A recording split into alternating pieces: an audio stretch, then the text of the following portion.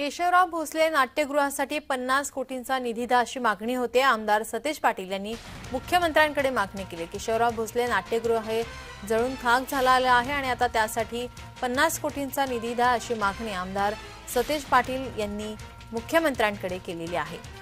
निवेदनाद्वारे मुख्यमंत्री एकनाथ शिंदेंकडे मागणी केली आहे। केशवराव भोसले नाट्यगृह या ठिकाणी शॉर्ट सर्किटमुळे आग लागली आणि हे संपूर्ण नाट्यगृह जळून खाक झालेलं आहे। चांगल्या पद्धतीने नाट्यगृह पुन्हा उभा राहावं यासाठी कोल्हापूर काँग्रेसच्या वतीने कोल्हापूर जिल्ह्याचे खासदार श्रीमंत छत्रपती शाहू महाराजजी, मी स्वतः, आमदार जयश्रीताई जाधव, आमदार ऋतुराज पाटील, आमदार जयंत आसगावकर यांच्या आमदार फंडातून, खासदार फंडातून आणि 5 कोटी रुपयाचा निधी त्या नव्यानं उभा होणाऱ्या किंवा नाट्यगृहाचा नूतनीकरणासाठी देण्याची भूमिका घेतलेली आहे।